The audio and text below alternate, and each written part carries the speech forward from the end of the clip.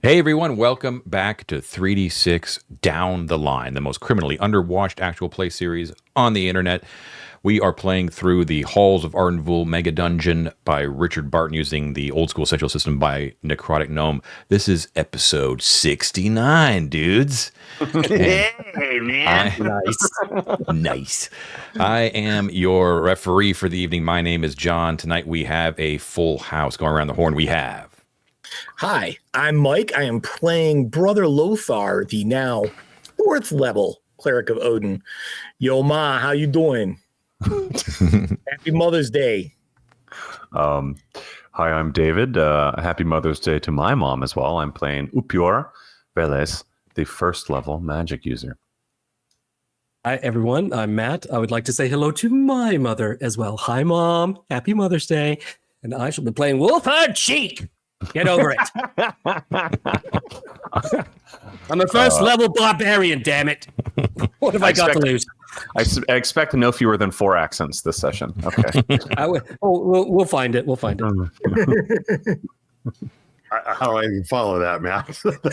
I'm sure you'll figure it out, Ted. Good evening. I am Mortis J. Gobliano, played by Ted. And other way around, sorry. Hi, Mom. Now I have to explain to my mom what YouTube is. Otherwise, she'll never figure this out. Yeah. All right. Yeah. Happy Mother's Day to everybody out there. And let's get things rolling on episode 69. It is the 7th of Gelenios. It is 1:30 p.m. in the afternoon. Most of the gang, well, the current gang actually, is just in the beginnings of Beastman territory. They have they're sort of like in a guard post before you actually enter the main area, where they have called a meeting with Count Skleros, who is the dogman commander of the Beastmen, who answers only to the mysterious mother, who seems to be in control of all the Beastmen. And they were in the middle of negotiations on behalf of King West Keenum of the Goblins, with Mort in charge. And those negotiations were going quite well. One mistake that I myself made at the beginning of last session was they had rested in the safe haven, and because Lothar was in XP waste territory, he should have gone up to his next level immediately after resting. So we're going to bump him up just right now, because that should have been done whenever he woke up this morning. So Lothar is going to move from a 3rd level cleric to a 4th level cleric. So let's do that real quick. Okay. I'm rolling now. We are not using an online die roller anymore, right? That's correct. Yeah, we're gonna revert to physical dice. Okay, here we go. I rolled a 3. A 3 is what I have rolled for hit points. This brings my total up to 20. Cool. The only other change that I will be making, or the only other thing that he gets, is now he gets a 2nd level spell. So I'll be picking Silence. Cool. So I have Light, Cure Light Wounds, and Silence 15 feet memorized. Awesome. So yeah, that you can right there. You can see how quickly that lower level characters can go up when they have higher level characters in the party. We already have a 4th level cleric sitting right beside our big prime 7th level Arcantian cleric with one hand. Okay, so I think that's all the business we need to take care of, and we'll just jump right into David. Yeah, Matt, you said I have to roll HP for Sam leveling? She's going to have to rest first, but Okay, she has enough XP, but she's going to have to rest first. Yeah. Okay, cool, right. cool. She also did gain a level. Oh, she will. She has enough to level, but she does need to rest. Yeah, and remember too that does not need to be in a safe haven to level. You just need to rest, so you can camp if you want. Okay. So I know that there's some stuff in downtime that you guys want to take care of. Do you want to focus on that first, or do you want to go back, jump into media res with the AV Club delving party and pick up right where we were with Count Skleros first? Well, I know that the main thing that I wanted to get done with Avaricios is the Raise Dead that we want to do on Lyda. I did some research. I found out I was thinking about it wrong. He does not have the amount of time that I thought he would to do it. As a newly 7th level cleric, he has to do that within like the first 24 hours. So he's going to have to do that today. Just take his best shot. He's going to have to try to clean an area, bless an area, and do that. So I figure that he's going to take as much of that time as possible and try to, like, get it at that 24-hour mark if we can. So I think that's going to be kind of towards the end of the day. Okay. I was also thinking it would probably be good to have at least Mort there, who is also there, important to her because he helped rescue her. So I think that would be good to have them all there. So maybe after we do our little swing to the south here. All right, Ted? so we'll continue with the delve. Ted? Well, I like the plan of raising Lyda. I do feel compelled to say, I was thinking about this today. She's quite mad, bringing her back to life may not be a mercy. I'm sad about it, and I want to do it, but it occurred to me today that she's afraid of being underground. She's going to want to go right back up and brave the dragon again. Well, of course, now she's probably terrified of dragons, but the point being, she's nuts, and we may not actually be doing her a favor here. I just want to bring that up. Fast forward 4 episodes, and one of us is gently killing her again. I'm so sorry. Poor thing. No, it'll be more. We made a terrible mistake. I'm so sorry. Okay. Regardless, I totally get it. I know Mort has his bloodthirsty sword ready, but she's already dead. I don't need to kill her. Lysion is the god of madness as well as drink. Very true. There's a particular link here. So we're going. Yep. He's going ahead of it. Okay, so we'll shunt downtime towards the end of the session. Maybe if I start to get wrapped up as well, maybe one of you guys can remind me to give ourselves maybe 20 minutes to half hour to switch over to that side of things. Okay. Anyways, let's get into it with the delving club right now. So you're in a small little complex that's off the main north-south corridor that leads south from the barricade into the Great Hall. It appears to be like a guard post for the beastmen to kind of watch that corridor.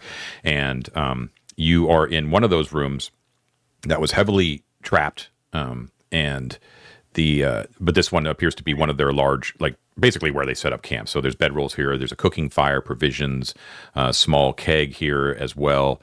And there was a small desk. And Skleros came and set himself down. Now like I said, he is he's bedecked in imperial garb, and he has his helmet off, and he has a large, like a schnauzer sort of head, but white, he's an old gruff commander, and he's been very serious with you. He's gotten right to the chase. He hasn't minced words, and but he appears to be amenable, mostly because he has expressed to you that Mother's desires, which align with his own, are that the beastmen don't desire to expand their territory, but they do want to fortify their own defenses.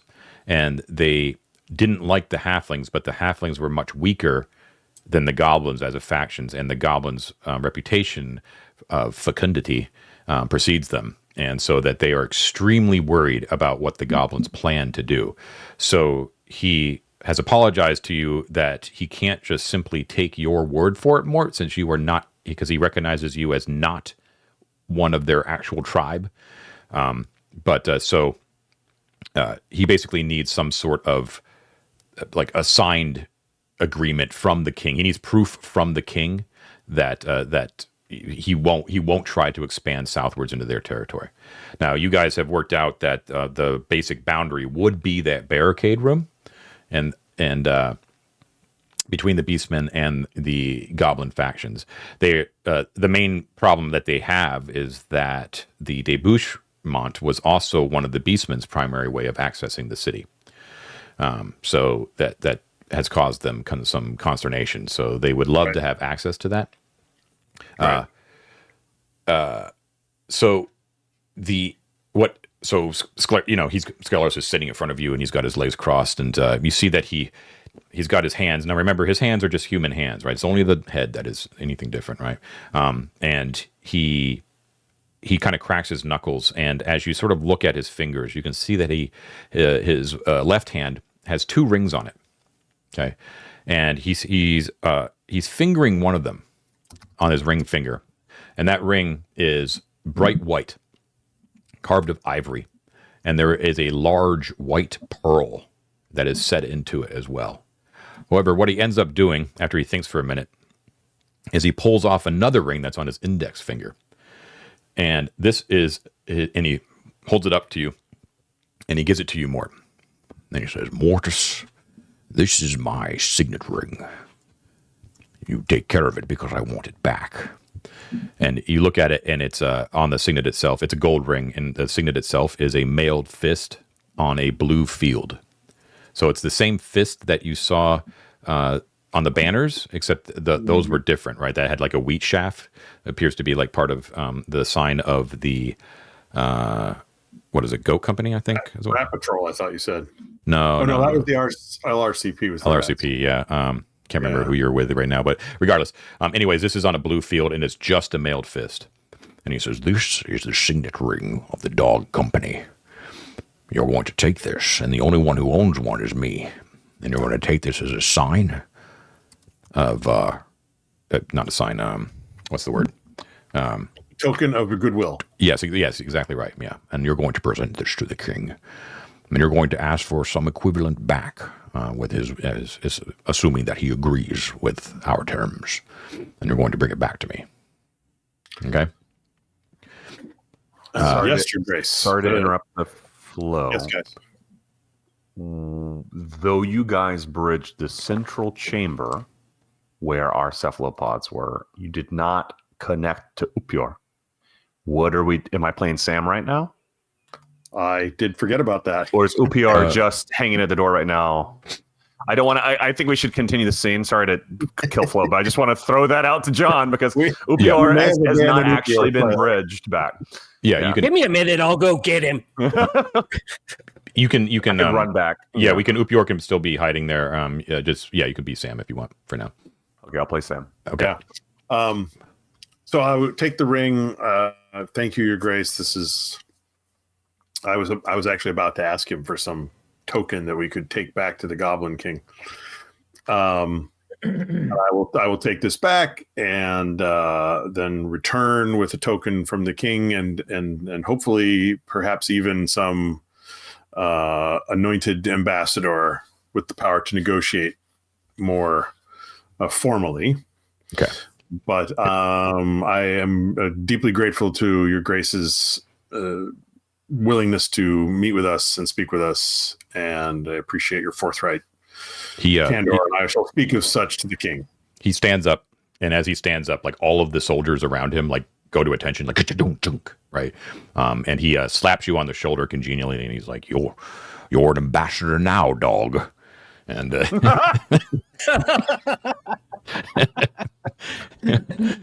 bro.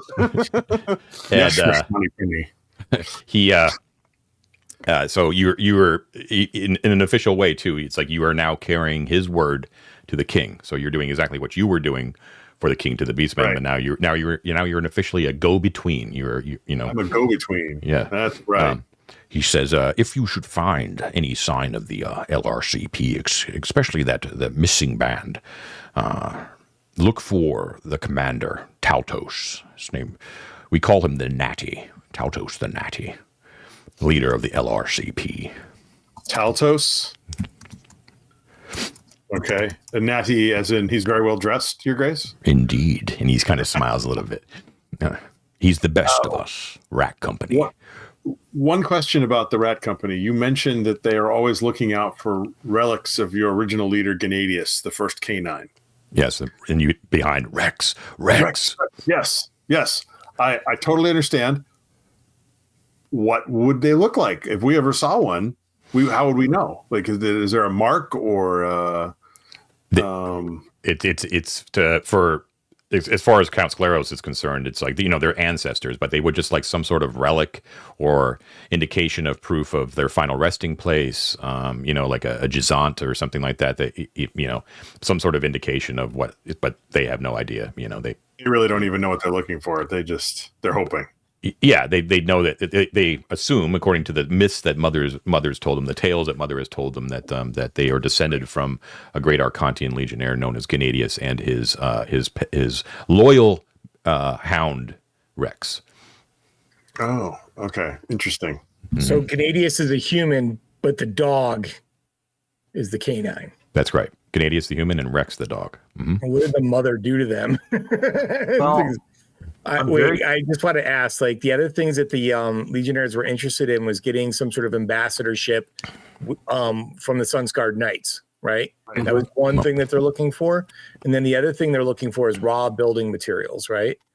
Weren't they looking for wood, stone? wood and iron, Well, there's a lot of stuff there. I mean, the basic stuff is wood, iron, fresh food, always, like the basics of survival, right, and fortification. Right. But the kind of interesting stuff is they're looking for cloud cap mushrooms, which Mother loves, and also the rastite lotus powder, which is a drug, basically. Are they looking for any like fresh water sources? Yeah, but I mean they've got some, so they're fine. But they'll always use more. They want magical items. And they're that's basically it. The Sunscarred Knight, he reinforces the fact that it's that's a pie in the sky dream. It's just it always bugged him that that the goblins managed to retain the services of a Sunscarred Knight, yet the Beastmen it didn't warrant one. Like what's the deal, right? So if you know of a Sunscarred Knight, maybe you could put in a good word about Mother and the Beastmen. Would be amazing. And then there's the Lost Banda, headed by a sergeant called Histar. Okay. So he tells you. Sorry, go ahead, David. I was just going to ask. Sorry, David, go ahead. But I have a question, so go ahead. Just to float it out there, do we have any sense that I've forgotten or that you guys have investigated of a history of shame in this legion? A failure, a profound sort of like embarrassment that might correlate with their beastification? You asking Count Skleros that? No, I'm not asking that. No, I was like, what? We've never heard anything like that. If Skleros didn't seem so prideful, Sam absolutely would, but I don't think it's appropriate right now at this juncture. We don't have enough trust. I'm asking the group if we have any sense of that, and if not, I want to dog ear that thought. Anyway, continue, John. Sorry. Okay. The question I wanted to ask is now I'm a little confused, John. He just said that the LRCP are led by Taltos the Natty, but Histar is the leader of the LRCP. No, Histar is the leader of It's a lost band. Of the banda, of just a banda of 6 men, a squad. Of the LRCP. LRCP is a company, right? It's the rat company. It's more than 6 guys. Yeah. Mm-hmm. So one of the bands is missing, and the others are all still out there on their missions. Mm-hmm. Yeah, or some of them are actually, back home and resting. So his mentioning Taltos suggests that banda is out there, and we might run into them. They're not actually a lost banda; they're just not home. One banda headed by Histar is lost, has not reported in. Right. No one knows where they are, including the rest of the LRCP. Right. Taltos is also out there. He's not lost, but Skleros is just telling you, should you happen upon some of the LRCP, their leader's name is Taltos, and you can speak with you. You are clear. You have been cleared by me to deal with them. Okay. Yeah.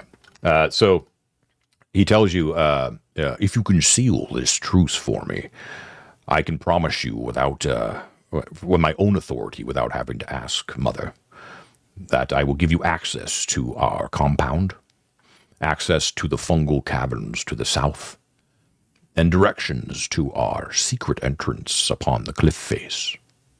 Yes. That's a good one. Yeah, that one's good. Put a pin in that there. I think I like that one. And Skleros, that is generous and gentlemanly of you, and I will do everything in my power to see to it that this alliance comes to fruition and is sealed in honor. Excellent. Okay, so don't forget too that almost like directly to the north of you, just like right outside the door, about 20 feet to the north, there's a door that has danger written on it. And you asked the beastmen what that meant, and they told you that they're pretty convinced that there is some nasty undead on the other side of that door, and they have locked it tightly. So there is like fellas. Little danger, like right there. Shall we seal the deal with a little ghoul removal? Well, why not?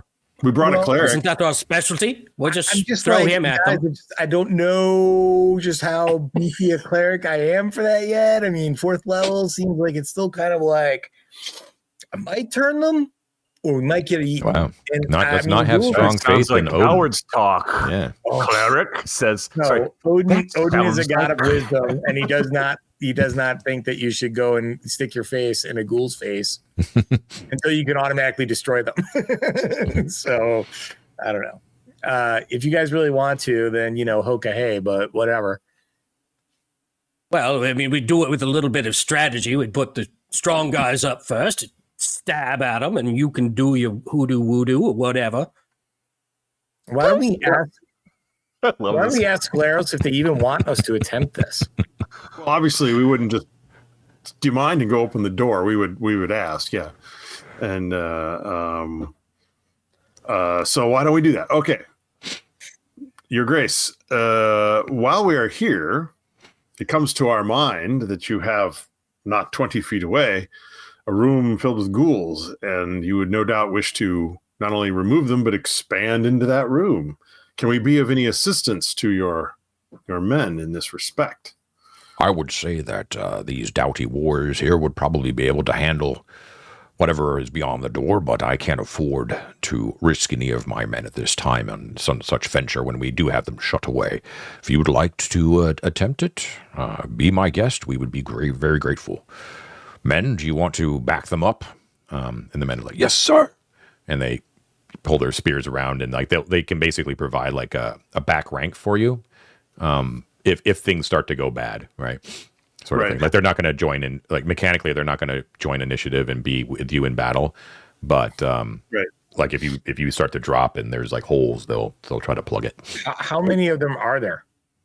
How many beastmen? Ghouls. No, ghouls. They don't know. They saw at least 2 when they opened that door a long time ago. Skleros wasn't there; he didn't witness it. But like some of the Beastmen warriors tell you, and they said they saw at least 2 in the dark come ravening out, and then they just immediately slammed the door like, no, spike, danger, you know. We will, of course, need to bring our baboon. Yes, and I'm sure there's an interesting story about that. It's true, there is. Actually, on that matter, I take it you have encountered the baboons before? We have on occasion, yes, especially on the surface. Aggressive creatures. Oh, yes. Have a taste for man flesh, we've found, much to our dismay. But you seem to have tamed one of them.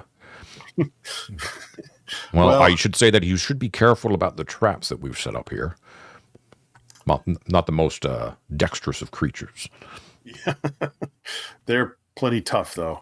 For this instance, if you do decide to go after the undead in that room, we'll allow the presence of the baboon, but I must insist that from that point forward, that the beast must remain in goblin territory. It's too dangerous, I'm afraid. We should just say, just so you understand, the beast, his name is Trefco.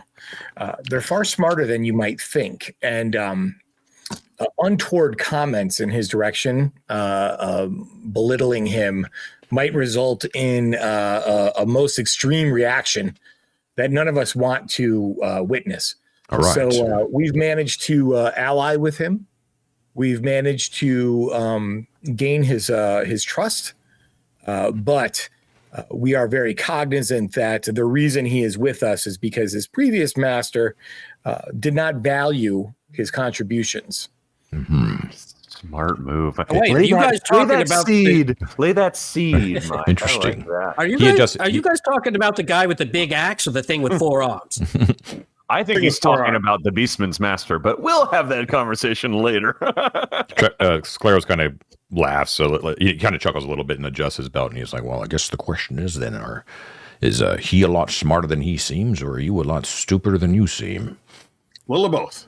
Yeah, flip a coin. Depends on the day. Well, all the more reason open to the door and find out. Generally keep him out of our sight. Okay. Well, fair enough. And so it shall be. After this, we shall remove the ghouls, and Trefko can demonstrate his bravery, his strength, and his prowess. Very good. And we shall all be very impressed by his ability. Okay. All right. So let's, with that, you clean up the meeting. Skleros waits to, he tells you that you, should you have news from your meeting with the king, don't come back here. Basically, he says, come back to this area. The guards will come out and escort you to the Great Hall, and then we will meet you there. And then we'll take. I'll meet you in the compound itself, is what he basically tells you. Okay.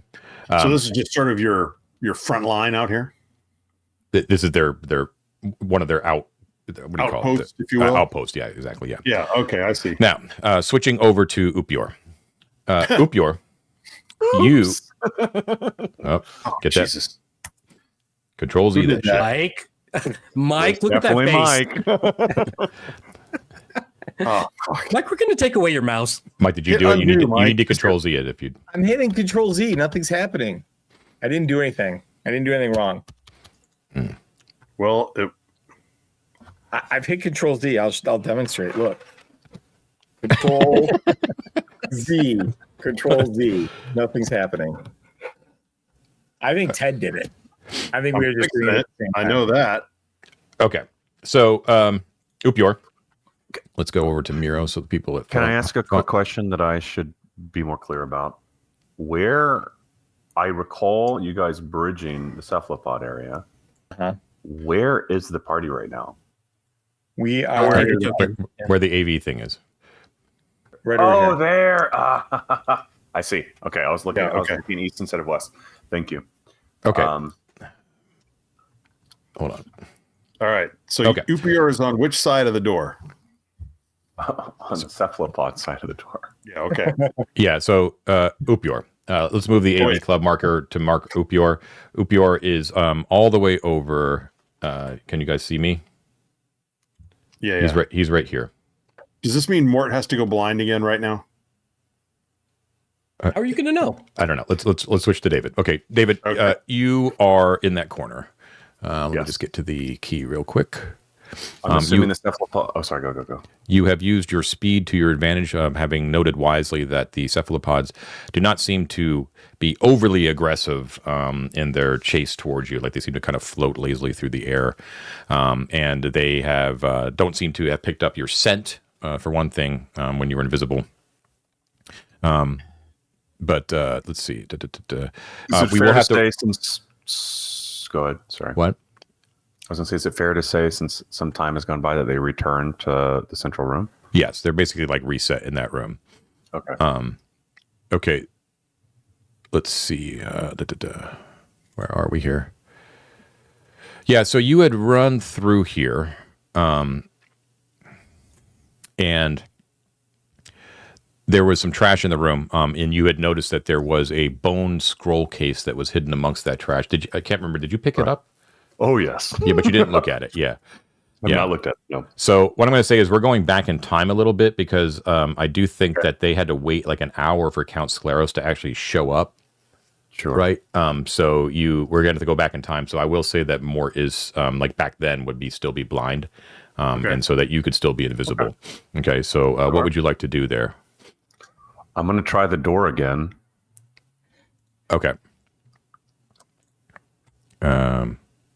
Right. And it was stuck, I think, right? Yeah. Is it possible to wait for them to leave? I have a shovel in my inventory. Is it possible to use that shovel to try to wedge the door and get a little bit of a better leverage opening it, since just trying to shoulder it before didn't work? Yeah, sure. I'll give you an extra pip on the die. Okay, cool. They'll take another turn. Sure. I'm going to keep a separate track of time going back in time. I can't remember exactly what that is, but I'm going to call it. Noon. Noonish. Right. Yeah, might as well. Yeah. So I have a 4 and 6 open stuck doors. Oh, you know what? Let's actually make that official. Sure. They had to go back, and it took about an hour, and we started this at 1:30.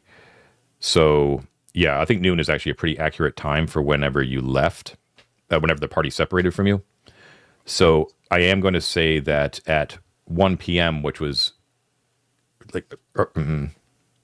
let's say, I think that's probably right. About 30 minutes for the meeting.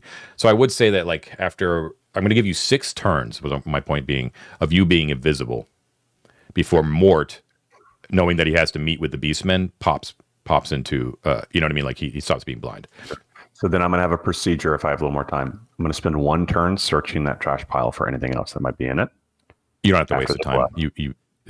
I know it's empty. I won't even make you, that's the only thing interesting. Next turn, I'm going to do trying to pop this door open. Okay.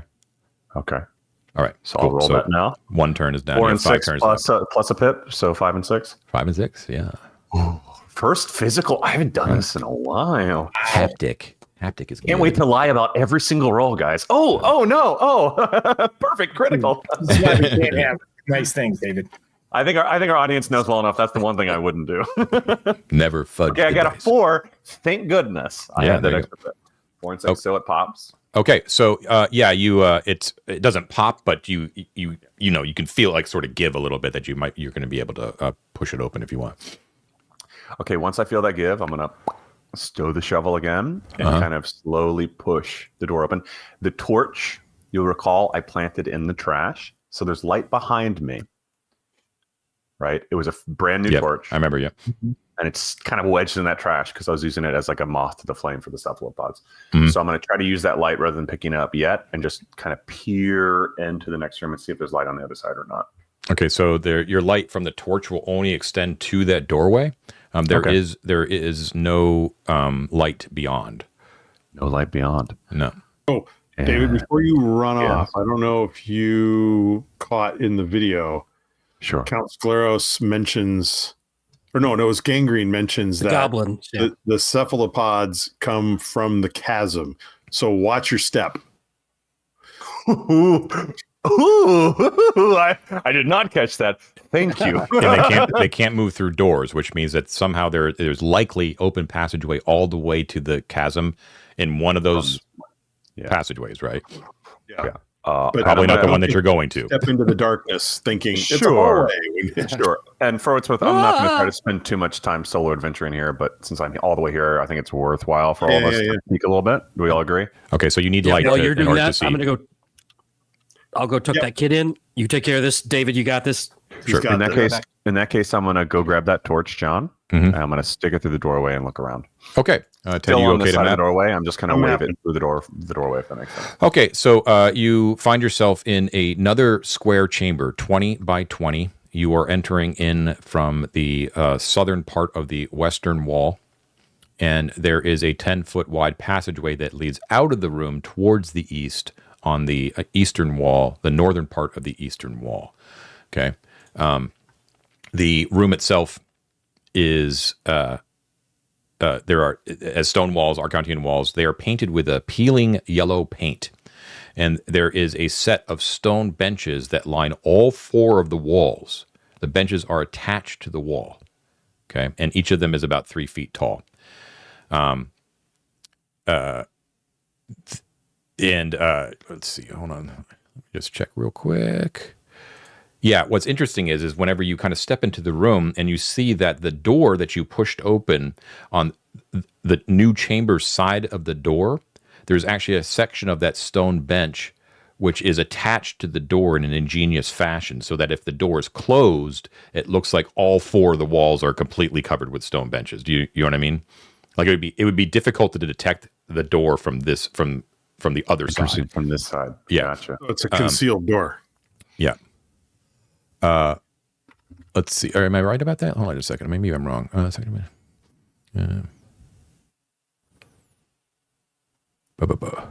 I mean, we know about it now, so. Yeah. Oh, actually, I misspoke. I'm wrong, actually.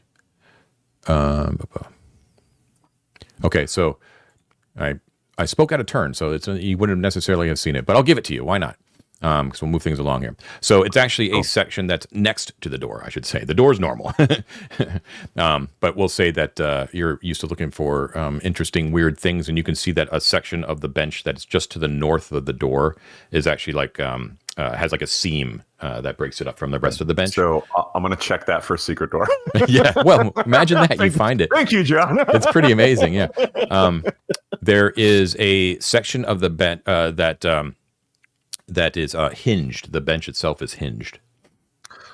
Before I just pull it up, I just want to like kind of look around, make sure there's no slots for arrows or obviously dangerous. Not that you can see. It is not. That you can pass. You can pass out of this room, so it doesn't seem to appear to be any danger here right now.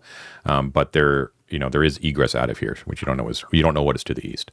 Sure, I'm gonna pop that hinge and see what's on the other side. Okay. So the when I'm talking about the hinge is actually in the seat of the bench. So the seat like raises up like a toilet seat almost, right? Yeah. And then inside is a 3-foot square hollowed out cavity. Gotcha. And when you stick your torch in there and look, you can see there is a bolt of carefully folded yellow silk. That seems to be shrouded over, that seems to be covered over something inside that, underneath it. I'm going to, do I want to be cautious? Fine, I'll just grab it. I'll just go for it. I'll grab the silk, I'll pull it up. Okay, so the silk itself appears to be very well maintained, like it's been hidden here for some time. It looks to be about worth 100 gold pieces itself, just the yellow silk itself.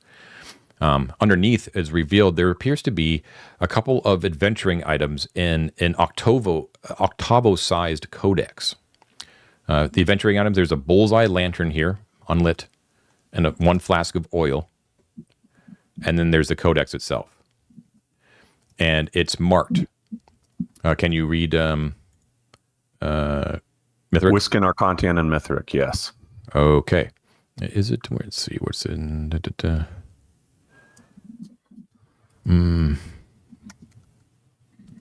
Where's the language? It doesn't tell me the... Oh, yeah. Okay, yeah. Okay, so it is in Mithric, and it's entitled The Property of Eustachius the Cantor. Could you spell that for me? Eustachius. Eustachius. Or Eustachius. Yeah, Eustachius. Nice. Ted, what's a cantor again? Singer in religious. Singer. The bolt of yellow cloth has no markings on it, John? None, yeah. And the title of the codex is actually, there is nothing on the front of the codex itself, leather-bound parchment, but on the inside cover is where it's actually been inscribed on there's an inscription on the inside cover that calls it proper. I should be clear. The title of the work is not property of Eustachius the Cantor. There's an inscription inside, like you would with your old D&D books, that says property of Eustachius the Cantor. Do you know what I mean? Got his phone number and his address. And yeah. Mm-hmm. I found, yeah. So there's no obvious title then. That's correct, yeah. Mm-hmm. On the spine or the front or back. That's correct. If I thumb to the next page, what do I see? Can I just ask a question real quick? Sorry, David. That bolt of cloth, is that the same shade as the robes that we found in the tower that belonged to Thothian priesthood? Those were orange. Those were orange. Okay, never mind. I'm good. So when you flip through it, you can see that it appears to be a miscellany of sorts. Miscellany? I think it's miscellany, right? And has a variety of different sections. There are descriptive notes of a variety of Thothian liturgies. But it's not the liturgies themselves. Like you actually have books that actually describe liturgies in detail. But these are more like descriptive notes. Like this is what the liturgy of this means, and this is what the liturgy of this is. Just descriptive. Gotcha. There are also descriptions and there appears to be some annoyingly vague notes about summoning, but not distinct notes, but that it can be accomplished, the ability to summon beings known as guardians. Okay. There's also, again, this is just like flipping really quick, right? You're just like, oh, weird, like all these weird unrelated things, There's one that's a 10-folio history of the Temple of Thoth within Arden Vul. There's a few capsule hagiographies of early high priests of Thoth. And there is an exact strangely enough, there's actually like a little piece of sheet music. It's an exact note sequence for a song called The Cantor's Lament. All right. But then the glyphs themselves sort of glow when you flip a certain page near the back, and you can see that near the back are actually 2 spells that are there. And because you are a magic user, although it is a spell book, right? Yeah. So they're not scrolls, so you would need read magic to actually figure out what they are, but you can tell that they're magic. Well, I have read magic. You have it memorized? No. That's what I mean. No, I understand. Yeah. But there are definitely 2 spells in there. Amazing. I'm really lucking out. I guess I should look at the bone scroll at some point, but I'm going to move on ahead for now. Or you know what? I'll look at the bone scroll in case I needed an emergency on the way back. Can I look at that real quick before we continue, John? Absolutely. So the bone scroll. What room was that in? That was in that room. Fire room. Yes. Okay. So that brings David back the memory, maybe not Upior, of good old Onweir, because it is indeed an illusionist spell. But let's not forget now that illusionist spells are wrapped up into the magic user spell list, so you can indeed cast it. It's a 1st level illusionist spell called Phantom Armor. Awesome. Okay. It conjures a quasi-real suit of plate mail. So in all respects, except in reality, it looks exactly like you're wearing a suit of plate mail. It grants you AC 16 as long as its illusion status is not betrayed. Okay. It also absorbs 1 damage per level of the caster, and it is dispelled after that damage, after that amount is reached. And it does not stack with any other magical protection. That is a killer spell. Ooh, especially for a muscle mage. Oh, interesting. Yeah, it's cool. So it's permanent until it takes that much damage. It absorbs that much damage. You know what I mean? So right now for you, it would be like 1. You take 1 point of damage and the spell's done. I got you. Yeah. But AC 16 is pretty good. Okay. So it's a very cool illusionist spell. Phantom Armor is what it is. And with that, it is time to take our first break. Yes, Doug. Question about the spell, John. So let's say you've got the thing up and you've got AC 16 and it's only got 1 hit point, and a goblin shoots an arrow at you, and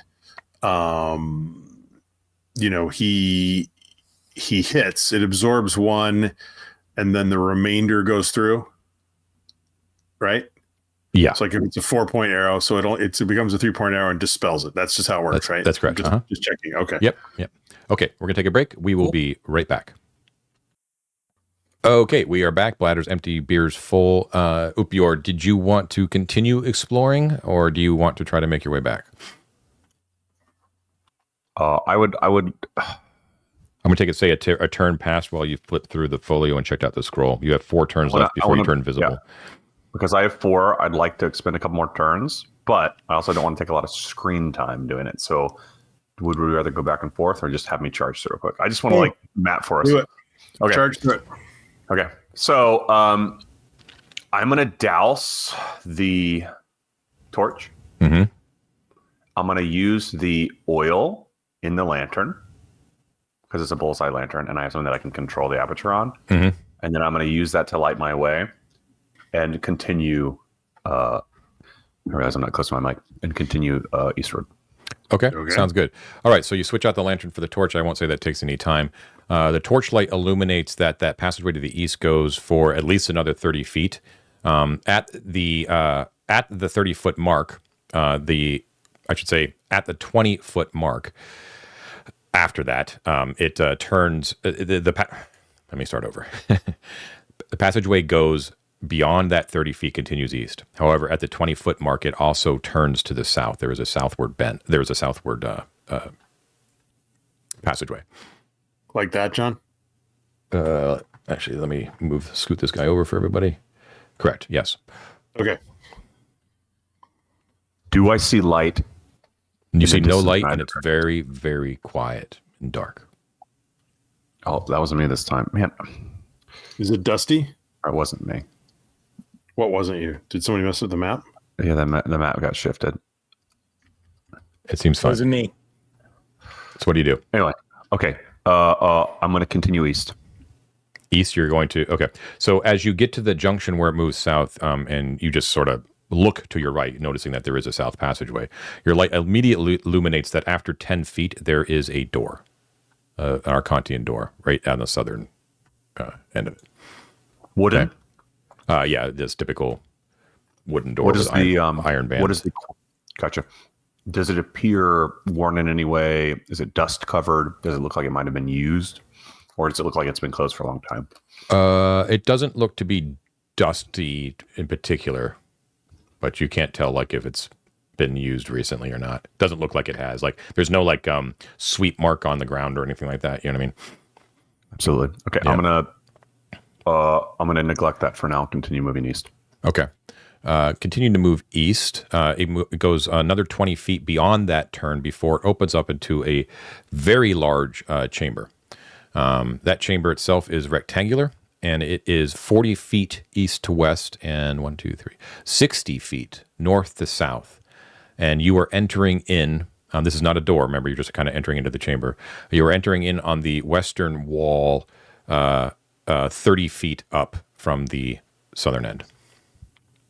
Okay, so 60 feet north to south, 40 feet east to west. I don't understand, Ted? 30 feet up from the southern wall, Ted, sorry. Yeah, I got 30 feet. Okay, yeah, that's my fault. Okay, 20 feet. Okay. There is also a narrow 5-foot passageway that leads eastward out of the room on the eastern wall, about 15 feet down from the northern side. Okay, those are the basic dimensions.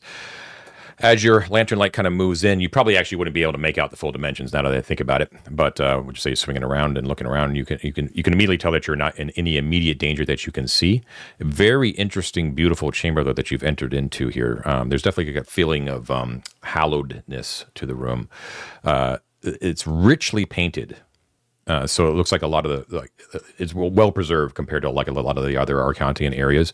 It has a sky blue ceiling, and the ceiling itself is depicted with the constellation of the ibis in gold stars. All right, there are that's the ceiling. There are 39 cherry wood stalls that line the walls. Each one of those stalls is 5 foot tall and 4 feet wide, with a 3 foot deep seat. So if you think of like the choir seats in old Gothic cathedrals, do you know what I mean? It's similar to kind of what those look like.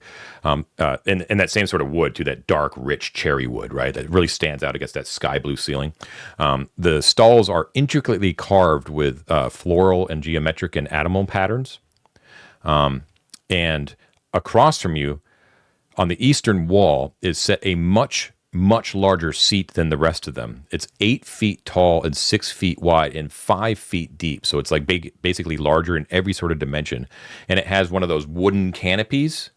Can you kind of picture that from a cathedral, right? Yep. Over top. And it's like remarkable amongst all the other 39 of the smaller stalls.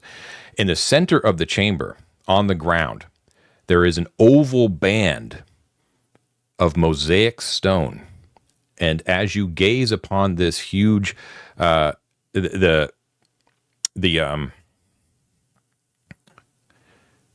sorry, it's about 8 feet wide and 15 feet long on the ground, right? This oval band, and as you look at it, your eyes sort of open in amazement as you see, and I think this is probably the first time that Upior has actually seen it. The tiles are moving rapidly in various places on the ground within that mosaic. Oh. Like a TV tile? Mm-hmm. Yeah. Now, John, I know David's head is in exactly the same place. Does this seem like the room where we met Eustace? Because there was the room where it does have a similar Goran vibe to touched that. the ring and Eustace came out. Yeah, but not. In the way that the seats are a little bit different, like the way that they're made, but there is that same sort of Thothian aspect of like this is a meeting place of important people, right? Well, I'm gonna go watch some boob tube, y'all. What's going on? What do I see? So you step up to the living mosaic and check it out, and to your amazement, when your eyes sort of unfocus and you're able to see, instead of like just the individual tiles and what is actually like appears to be a moving picture, you would call it, it depicts, strange enough, when you're able to focus on it, it looks like the debouchement. You can see the statue of Thoth in the center, and the tiles that are moving around all seem to be little pixelated goblins that are moving around. In fact, is that a one-handed man? And is he holding a hammer in one hand and he's constructing something? And, so it's all very abstract and very like 16-bit looking, but. Yes, John, I really having seen this, putting those things together, something becomes very urgent to me, which is to discern, much like I was asking around the door, if there's a layer of dust on the ground in here, if there are footprints, if this looks like it's been trafficked recently, as in super recently, or just within the last few years, or if it seems like no one's accessed this in a while. And I'll spend a turn doing that if it helps, Yeah. No, it looks... Without spending a turn, it looks like this is not seen traffic in some, like there's definitely like a layer of dust on here. There's no footprints or any pathways or anything like that. Yeah. So no one's been spying us immediately. And also this is an incredibly valuable room to keep from others. Okay. Yeah. This is intriguing. This stands up for our hypothesis we were talking about last week. So if this is where, priests would gather in their cloister to sort of discuss, then that room with the hidden bench, that's where they robe themselves before going into the columned rooms where the cephalopods were. If you've got, postulants coming down from the pyramid into the debouchement and going through the series of rituals, including the green mist rooms, and then they're coming into these rooms to meet with the priesthood sort of thing. So it definitely appears as that this room would not be a room that would be accessible by the public would not be welcome here. Right. Like your average worshiper would, this looks to be specifically for the priesthood itself. Right. They can be sitting there and they can say, "Oh, we have a visitor," and then they can, look all omniscient having arrived. You would also say that to Upior, just David, you would know, but Upior wouldn't, that the other places that you've seen living mosaics have never been in places that you would assume to be accessible by the public. They always seem to be sort of areas where the priest could sort of spy on other areas of the complex, right? Which also tells me the door I didn't access likely is, if not guarded on the other end, also leads to less, public space. So that's good to know. Like living quarters or something like that. Probably, there's definitely something betwixt those two processes, like Ted was implying, in the first chamber and second. Okay. I have 4 turns left, John, in invisibility. You do. Yeah. That door to the south might also be a exit in or an entranceway into the Beastman territory. I thought that too, which is the reason I didn't open it immediately. And I'm curious about a lot of things we can talk about in the detox for that reason. In the essence of time, though, I think we should return here as a group. Look down the 5-foot corridor, man. No, I am. I also think I should deeply inspect that large chair for any secrets and various secrets in general, but I have few turns. So first I'm looking the 5-foot corridor. Okay. So I'm when you peer down there with your lantern light, you can see that it continues east for 30 feet and continues beyond that, but you can't see anything further than that. Darkness, going down. Silence. Continuing. I'm going to find that chasm. I'm going to find the other end of this. You're close. So you move through this rather tight, like it's a little claustrophobic, and you go down for 40 feet in this 5-foot wide corridor before it opens up into another square chamber, 20 by 20. You are entering in on the southern end of the western wall. Here, interestingly enough, there appears to be no egress at all. And what you assume to be when your light illuminates it is that it looks to be nothing more exotic than a mundane supply closet. It looks to have been systematically plundered in the past. There are remains of scraps of parchment and bits of linen and silk on the ground. There are even some sturdy wooden racks and shelves that have been completely plundered, right? But the shelves themselves are still intact. Does not appear to be anything else of interest in the room, however. What are you moving at now with all that treasure that you've got on you? I'm at 90 now. And in fact, you know what? In the I don't need everything I have on me because I have this bullseye to get myself up. I'm going to ditch my 4 remaining torches. So I'm going to kill those. I am going to say though that the complete amount of distance that you've traveled so far will take up a whole other turn. Yeah, no worries. You have 3 turns left. Okay, so I'm just trying to bring myself back up to 120. So give me 1 second to make sure.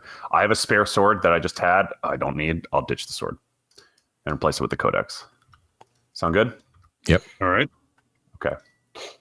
All right. I'm gonna look for a secret door in here.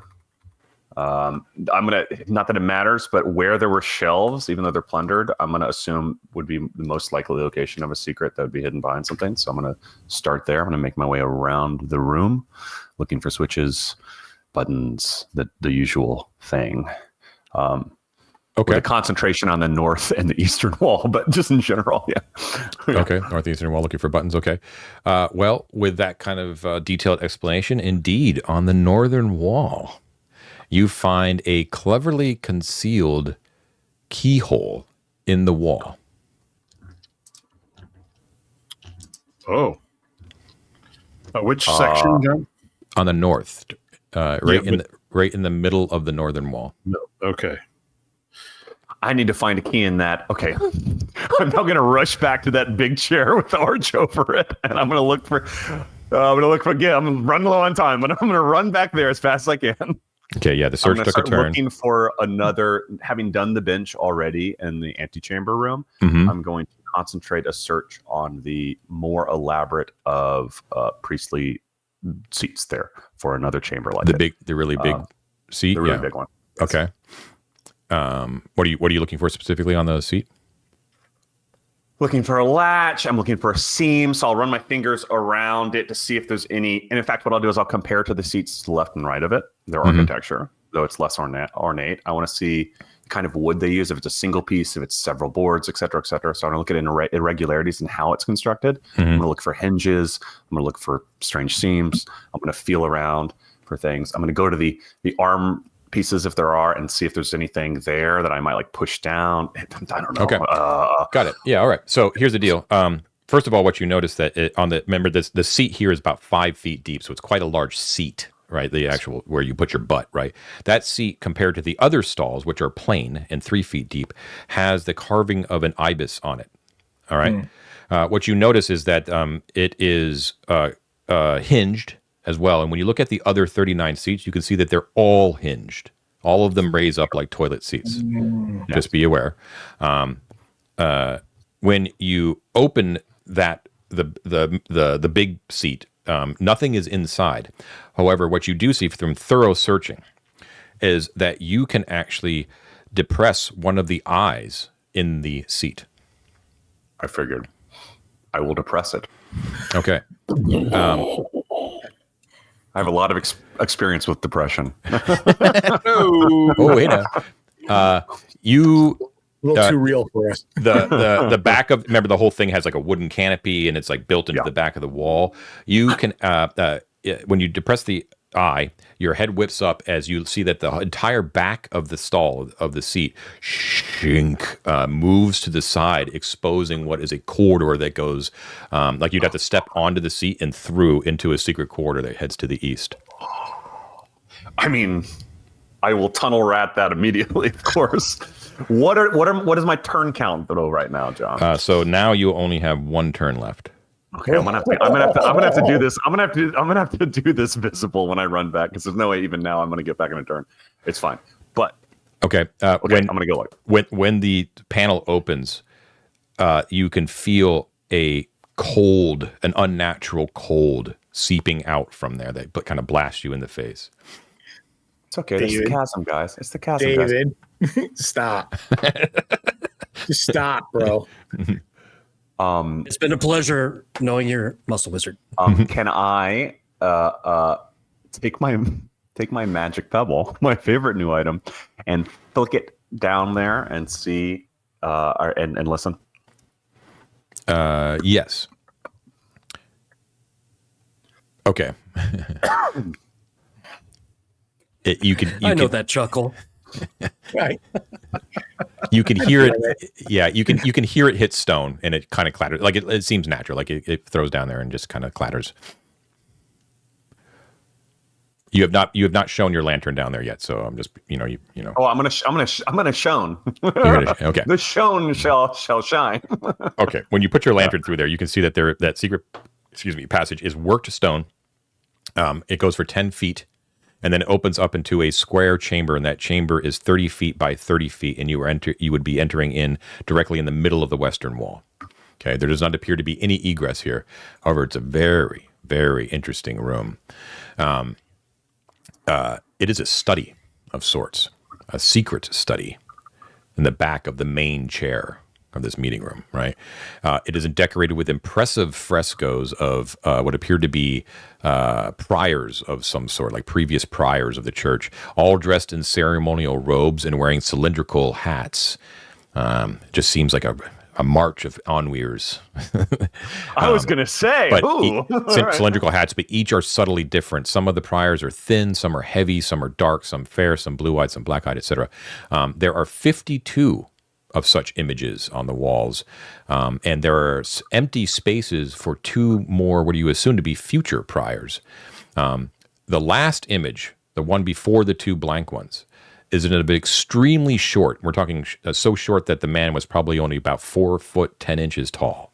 Okay, heavy featured and older man with silver hair and eyes is apparently the last prior that has been painted into these frescoes. There is a marble pedestal with a copper bowl that is filled with dust right now. There is a cherry wood desk that has 1 drawer and a stool. There's a small cabinet that has for scrolls, like a scroll cabinet, a small armoire, and there is a camp bed, like a very rudimentary bed that is made out of not that rudimentary actually. It's a camp bed that's made out of carved ebony. Okay. However, sitting on the stool at the desk is a transparent, ghostly, wavering form. And that form takes the likeness of a very short, 4 foot, 10 inch tall, heavy featured older man with silver eyes and hair. And he take to a knee immediately and say, "Blessing be to Thoth, brother." He turns around. He whips around with wide eyes. I mean, remember, he's all like transparent and ghostly, right? And he looks over at you and he smiles like a wild smile and looks at you. And you can see him mouthing words and he's like gesticulating towards you, like happily, like, you know, he's like, you can see him like telling you to get up, you know. I hold the kneel of like respect for a little longer, and then I stand up slowly and gently, and I wait for a second okay. and see what happens. He looks at you, and you can see him mouthing words, but you're not able to like read lips enough to actually kind of understand what he's saying. But he seems like super excited to see you and like really, really happy. And you can see that behind him on the desk itself there is a large sheaf of parchments. And you can you're not really able to determine from distance because it's sort of behind him what those parchments were that he was definitely like looking over them when you walked into the room. All right. Yeah, so he kind of gestures you over. Do you kind of approach him? Of course you do, David. Don't even pretend you're thinking about it. Obviously, I'm going to approach him. I am going to. I'm not going to. Yes, of course. Upior will go. I have in my mind's eye what his voice is going to be, but it's very soft and very deep. Of course. Wait a minute, aren't you whisking? Yes.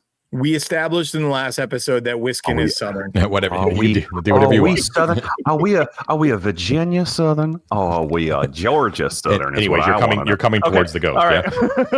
Yeah. So when Yes. you approach him and you're approaching him like benignly, he kind of gives you cautious. He goes, a little bit cautious, and you can see him. He actually goes like with his hands. He's like, it's okay. And then I know I have to kind of do this for the podcast listeners too, but he sort of gesticulates like it's going to be okay, and he kind of puts his hands down in like a peaceful banner, and he says, and he points behind him, and he taps, but his fingers kind of go through it, a specific sheet of parchment. Okay. And he points his fingers at his eyes and then down to the parchment. Okay, which is going to turn me mad. But what I'm going to do, just to reflect his peaceful, because I'm like holding a whip, right? Is I'm just going to like stow my whip. Mm-hmm. So I have no weapons in any hands, Mm-hmm. right? I'm going to approach the desk. I'm going to smile and go and sort of gesture similarly back at him, like yes, men of the world, men of knowledge, and I'm going to look at the piece of parchment and die immediately. There you go.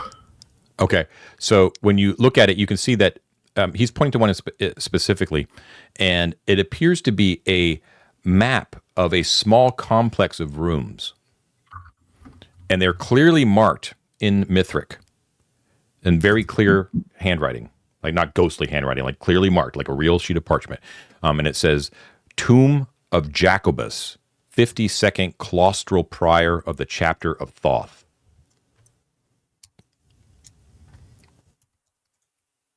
Okay. And what's interesting is that it's a complex of about like one main large oblong chamber with two smaller chambers that sort of jut off from it. But you can clearly see on the map that there is a sequence of a couple of secret doors that obviously lead out of when you kind of piece it together, you're like, oh, wait, is that? Yeah, I think that's where I was. It leads out of a secret door in the northern part of that supply closet. All right. One that needed the key. Yes, correct. And as well, there is an exit out of that complex, out of the main room, that actually is a pair of double doors that exits out into the chasm. So wait, he's able to see on the map something north of that secret door? Yeah, he sees a series of rooms to the north of the secret door, and there part of that complex of rooms is a set of double doors that actually exits out into the chasm. Okay, so I'm going to point and gesture sort of like in thank you, mm-hmm. and either with chalk or I can just gesture. Yeah, key. I'll sort of go, a key turn mm-hmm. like this, and if that doesn't register for him, I can like draw a key with a piece of chalk, right? Mm-hmm. But I want to basically indicate like I want to go there. I want to do so peacefully, right? Not plunder, but I'll sort of like et cetera, key. Right. Let's see. Basically, in a non-threatening way, can I access it? Do you know how? Yeah. Can I borrow your keys? Can I borrow your keys? And I will even indicate I'll bring them back if he prefers. If he seems defensive about it at all, I'll say I'll be right back with him if you want. Sure. So one last thing that you notice on that map, which is important, I almost forgot to do it though, is there is another one of the passageways that leads out of the main chamber in that complex is accessed via a secret door, and there is a clear demarcation that at the end in that small room that is led that leads from a secret door, there's a sarcophagus. Okay, and he and whenever he sees you leaning over the complex, he points to that sarcophagus and he points at that, and then he points at himself. Yes. Okay. Can I point back at him and gesture like, "Do you need help?" And he goes, "Yes," and he puts like a pleading gesture. When you indicate the need for a key, he points at the armoire. Okay. I nod at him acknowledgingly. I go to the armoire. Okay. I hopefully don't trigger a trap because I don't have a lot of time. I'm going to open it and look for a key. When you open it up, you see that there are 2 full sets of orange ceremonial robes, Mike. And there are complete with cylindrical hats. And the ghost, he kind of gets up and he sort of floats over the ground towards you, kind of looking over your shoulder. And by the way, like the cold is like emanating off of him, right? It's really uncomfortable. And he points to one of the cylindrical hats. I'm going to retrieve the key from under the cylindrical hat, I'm assuming. Correct. Yeah, there's a small key. It is strung with orange silk, like a necklace. Okay. And I also, sorry for all the typing, guys. I'm going to gesture at the clothing and say, like, can I put on these robes for my safety and point at the sarcophagus, or is it verboten, right? Like he says, yeah, he's like, yes, and he kind of gives you like an A-OK sign, like you'll look good. Okay. So I'm going to don one, and I'm going to go ooh, and my voice is going, oh, it's suddenly going to pitch up to Onweir's voice for just a second. And I'm going to take this. I'm going to point at the second one and gesture. Can I put it in my bag? Is that okay? Same deal. He nods. Okay. Mm-hmm. Okay. So now David, that I've done this, you don't know what help he needs. No, I don't. What if he needs someone else to take the place in the body in the sarcophagus, and it's you because you're dressed up like a prior now? I considered that possibility. I also don't want to spend the entire session doing this without you. Yeah, so having got these items, what I want to gesture to him is, I'll be back, right? Like, thank you, et cetera, because I also want to search his other stuff, but I don't want to like offend him, right? I'll be back. I understand. Okay. Yeah, I mean, I guess I could gesture some version of like, so is there anything else I should know? It's like yeah. So he picks up on it and he gestures you back to the desk and he sits down and he futilely tries to like move the map, but he can't. Right. And he gratefully says yes, and then he points to the stylus on the desk. Okay. I'll grab it.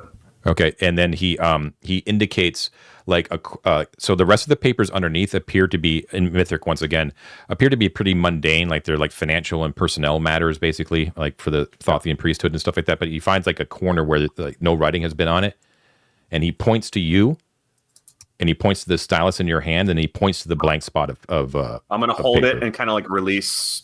I'm gonna like jizz as like Ouija board as I can. Mm-hmm. I'm going to just sort of like lay the stylus gently on it and look at him and kind of close my eyes. And he negates and he makes like a writing gesture. Okay. I just so I can communicate to him via writing. Is what he's saying. He's saying he points to you. Okay. Like follow his finger. Yeah. No, okay. So he points to himself. Right. And he's like trying to be like really patient with you. He's like, he points to himself and he points to the map. And he points to the point where it says his name, Jacobus. He goes, points Jacobus, and then he goes points to you, and he points to the blank spot on the sheet of paper. Upior. I write down. Yeah. And he nods, and you can see, and he kind of gives you like a gesticulation, like he blesses you, right? Mm-hmm. And you can see his mouth form the words, and he actually mouths the word Upior. Okay, and he nods sagely, and he kind of makes like a praying gesture, and then he dismisses you, like it's okay, you can go. Okay. I guess I'll leave. I mean, I could start trying. Yeah. I'll just write under Upior. Any danger I should know, or any danger ? And are you trapped ? And he makes a gesture like praying once again, points to himself, and then he makes a gesture like sleep, and then he makes like another praying gesture. Okay. Do you want me to put you to rest? Is what I'm going to write. What did you write? I'm sorry. Do you need me to put your corporeal form to rest? And he's like, yes, and he makes like a really affirmative gesture. These the last thing I'll ask, I'll give the last rites, but the last thing I'll ask is any corrupteds protecting your form? He or looks, you know what I mean? He looks uncertain. He makes a shrugging gesture, and he points towards the north, and he points to himself and makes a negating gesture. Okay. So he's not corrupted, but he doesn't know if others are. That's kind of the vibe you're getting. Yeah. He basically can't get through there, so he doesn't know what's beyond is what he's sort of trying to get across. Last thing I'll write is, blessings of Thoth be with you, brother. I am sorry for your pain. I will be back either by myself or with friends who care as much as I do. It's a long lesson, but I'll write that. And he looks really, really pleased with what you wrote. And he gives you another benediction. Okay. And I'll leave. Cool. Awesome. All right. So we'll say after that conversation, the moment you move out and back through the seat into the main gathering area is when you pop back into existence. And that's when Mort and the crew decide to go talk to the Beastmen. Cool. Okay. The last thing I'm going to do, I'm going to try to run through this really quick. Is get the fuck back. So I'm going to make my all the way back to the trash pile. Yeah. All right. I'm going to fetch that torch that I ditched earlier. Mm-hmm. That was at that trash pile. Mm-hmm. Relight it. And I'm going to, as best I can, turn the corner and throw it as far in the opposite direction of where I want to run. Yeah. So basically the southwest corner as best I can. In the pillar room. Yeah. Mm-hmm. In the pillar room, and sprint to that secret door that they had covered to the north. Because you opened it, right? So it's just open? Yeah, that's fine. So we can make it real easy because it'll actually dovetail rather nicely using your wits and that and just booking as far as you can. The cephalopods do sort of drift down and you have to book it really fast across the room, but they are distracted by the light, and you make it back to the barricade without issue. And we'll say that you basically meet up with the rest of the team as they are coming out of the meeting, right? So awesome. Thanks for your patience, guys. Yeah. That was awesome, dude. That was great. That was good shit. That was good stuff. You may have single-handedly gotten you guys very close to getting another FOE with exploration. Yeah, that's 4 rooms. So nicely done. Lots of interesting stuff opened up there. Some expansion of the map. Let's zoom out here for the folks at home. We're getting a big dose of the debouche built out here. Nice. Okay. So so Upior comes back, relates, I assume, what he has heard tell. Had this encounter with the supernatural, as you guys have had a also extremely... wearing priest robes. Oh yeah, that's right. Yeah, and you're huge. You guys are on weird. No, he's huge. They probably don't fit well. It's kind of a mini skirt, I think, probably. But yeah, so you had an interesting encounter with the supernatural. I have chainmail, and I have kind of a really tight, I think, robe probably over my. And you're where do you get the lantern? Anyway, so yeah, encounter with the supernatural, and you guys had a really interesting encounter with the mundane. So what is your guys' plan at this point after the meeting? Well, that's the trick, isn't it, John? You want to fight the ghouls? You really want to? I'm going to say it's 1:40 now. Wrapping up the meeting took another turn. Okay. Oh, you know what? I'm down with that, Ted. If you want to do that, if you really want to fight the ghouls. Ghouls, right? Yes. We just have to figure out how we want to line up. Yeah, if we open the door up and there's 50 ghouls in there, I reserve the right to say no. But I think we can take open the door, throw a torch in, let him do his, do whatever he does, say the blah, blah, blah, blah, blah, and we'll see what goes on. If we don't like the looks of it, we slam the door shut. All right. But I need people standing in front of me so that I can get a turn off at least. Yeah. If we can turn some of them, then that maybe mitigates a little bit of the danger. So me and Sam's got to take the front. And maybe Niall.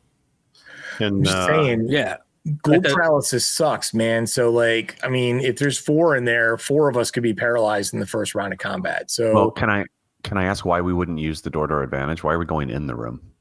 We wouldn't necessarily go open the door, see what's there, turn them. Yeah. Okay, so you rush in if they're turned. You bring Trefco back from the barricade as well, too. The Beastmen are obviously very leery of this giant armed ape. They seem much more worried about Trefco than they are about the ghouls on the other side of the door. So I will take the opportunity to sort of, without being too obvious about it, being loud enough to praise Trefco's size and strength in front of these beastmen so that Trefco will feel that I am giving him his credit, his due. You tell me what to squash, I squash. That is marvelous, mighty Trefco. So we brought you here to show us what you're made of. Trefco is big enough that in a 10-foot wide corridor like this, no one can stand beside him. So he not basically even a little goblin.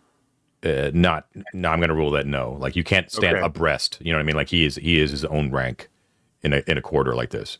Okay, and John, would I be able to see around him to get off a turn or no? I would say no. Down and look through his monkey legs. Yeah, see, you know what I mean? Like he's all hair and like 4 arms. It's just like the way that he's like standing. You know what I mean? Like it's a lot of fucking ape. You know what I mean? So let's let him be second rank. Let's put Njol and Mort up there in the front. I'll be ready to drag anybody out. I'm not stupid. Then where's Lothar? Lothar would have to be right behind the first rank in order to get his turn off, right? You could get line of sight if you were up front, yeah. Not up front. Like, can I be in second rank? Yeah. And then Trefco behind me? So Trefco's in third. Okay. Yeah. And then Upior, you're hanging out back? I'm hanging out back. Are you sure you don't?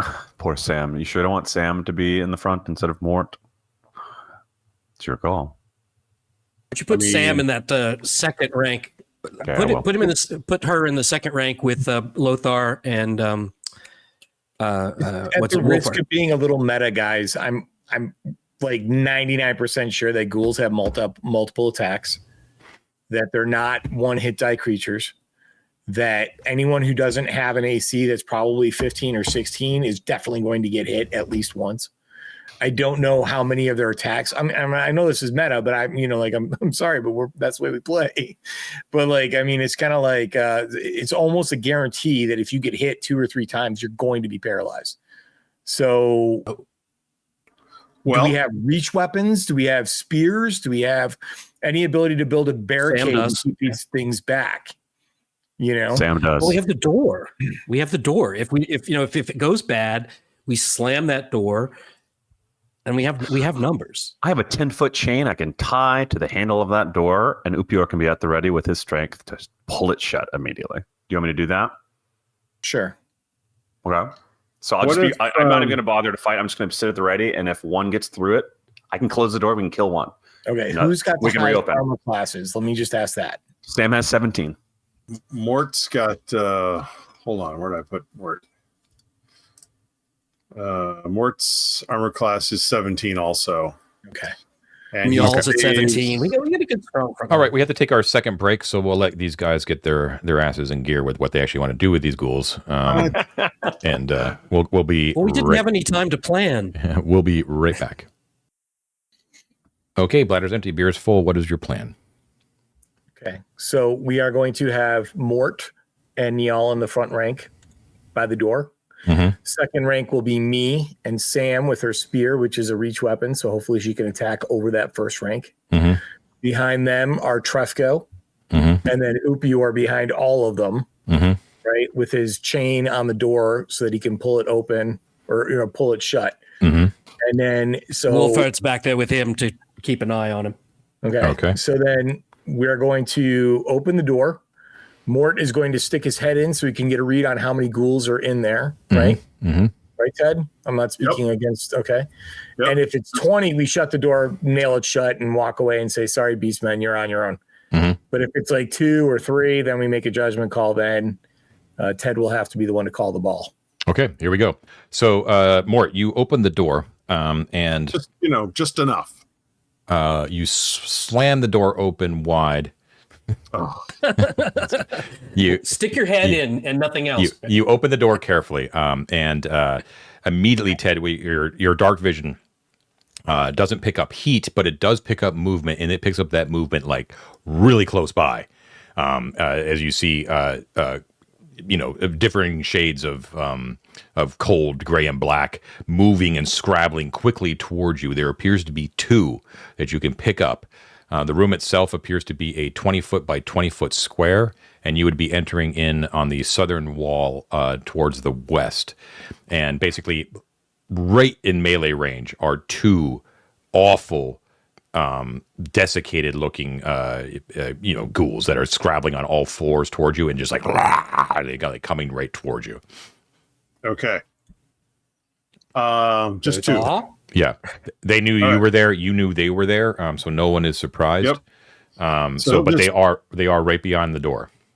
Right. So he'll just boot the door open the rest of the way and raise his shield up while calling out what's going on. Okay, so initiative, please. Who's up? I can't remember. I lost it last time. Ted, I got a 4. All right. I'm rolling an actual die, and I also rolled a 4, John. Roll again. Reroll. Got a 4. That's more than 1, isn't it? Okay, so you open it up. You weren't quite expecting them to be so close to the door, Mort. Yeah. As you're like, oh crap, and you move back, but they're like, ah, and they come towards you. So they kind of burst through. We have Mort and y'all up front, so we're gonna have one on each of you guys. Yeah. So we have what is your AC, Mort? 17. 17. Oh, Y'all is the same. Yeah. Y'all's the same. 17s. Okay. All right, here we go. Yeah. And yeah. They miss you, Mort, as they scrab at you. And wait. He's a 16. I still have the ring on that somebody else is wearing now. Okay. So, okay. 16 for. And they both miss as you guys are able to batter them away with your shields and your blades and stuff like that. As they just come scrabbling at you. Ah! And they're basically taking up the doorway. There's no way to move into the room. Okay. That is their turn. Bottom of the round. All right. Declaring spells or turn. I actually should have asked for declaring. You're right. Yeah. I'm going to be turning, John. Turning. Yeah. Okay, cool. So movement first. Anyone moving out of rank? No? Okay. Missiles? No, stay up there. Let's take care of them. No missiles? Okay. So, turning. No. Okay, so I roll 2d6. Correct. I got a 7. 7 total, and your level is what? 4? I am 4th level. Okay. So I think that means I turn up to 3 hit dice if I'm reading this correctly. Okay, roll 2d6, please. Ah, shit, I just dropped one on the floor. 8. 8? Okay. 8. So you call forth the power of the one-eyed god of wisdom, and Odin's might shines forth from your holy symbol over everyone else, as Mort and y'all are scrabbling backwards in dismay, and the ghouls raise up their clawed hands as they scrabble back as far back as they possibly can go 20 feet back against the northern wall, and they huddle and scream in fear and anger as you turn them. Well done. Good. Nice. They will not harm or make contact with the cleric. I don't know what happens if you guys go up to them. I think you still get can be attacked if you go up to them. Yeah, sounds like you're moving into the room. But I was thinking this is more of a Trefco sick balls kind of situation. They can attack Trefco if he goes in there. Yeah, I know it. Why doesn't Mike just snoop around the room and see what's in there? So there's a turning lasts for 1 turn. Like not a round, a full turn. Right. Oh, yeah. Sorry. Yeah. So just Mike, go explore, baby. All You're right. safe. We will all proceed into the room, John, staying out of melee range with them so that I can get into the room with them. Okay. They're like, and they just got these, they're trying to like claw back out of the wall almost, you know what I mean? Like leaving like bloody tracks on the wall itself, like trying to get away from you as you saunter in. Can we douse them in oil and set them on fire? You tell me. I mean, it's a missile weapon, guys. Also, yeah. I mean, Sam can poke at him with reach. She doesn't have to get in danger melee to poke at them with Somebody her. throw oil on them and start burning them, please. Traditional way to deal with the undead. I've got some oil. I'll do it. Move out of the way. Okay, Wolford, you launch some oil at them. They light up and they scream in agony and pain as you put them to their final rest. As you attempt to take a look at the room itself, unfortunately, there does not appear to be anything but just nasty putrescence on the in this room. Oh well. Hey, but we gave the Beastmen an extra bedroom. They just got to swab it out. We're gonna believe that there's nothing in there. So come on, let's take a look at least. Trefco did like that baboon thing where like their top, like their lips like like pull apart, like just exposes those massive fangs, and then like it kind of closes real slowly, and he kind of covers it. He covers his teeth, and he just sort of looks at the rest of you, just sort of like side eyes you guys. Then he just sort of all four of his arms slump, and he just sort of stalks back to the barricade room. He's like, "Okay, I'm gonna pat him on the back and hey, big man, we'll get another try next time." Okay. But it's going to take more to get him out of his I know slump. what you mean. I was all worked up. I wanted blood. I wanted food. He goes back. The beastmen are likewise rather speechless, as they're all like all their beast-like mouths are all kind of hanging open. Skleros kind of parts the way between them, and he's like, "That was very impressive," he says, and he claps you on the shoulder, Lothar, and he kind of turns you around, like kind of puts his hands on your shoulders and kind of turns you around, and he looks like real carefully at your holy symbol, and he does a very dog-like sniff. You know what I mean? Like you can see his nostrils opening as he sort of inhales something off of your symbol. You know what I mean? Mm-hmm. And he nods, and he stands up straight and he looks at you, and he unclasps a large amulet that was around his neck, and he says, "This is yours now." I look at it, thank him, put my arm around his shoulder and go, "Skleros, have you heard the good news about Odin?" And then I pull out a flask of whiskey, and we go walk back to his room and share a drink.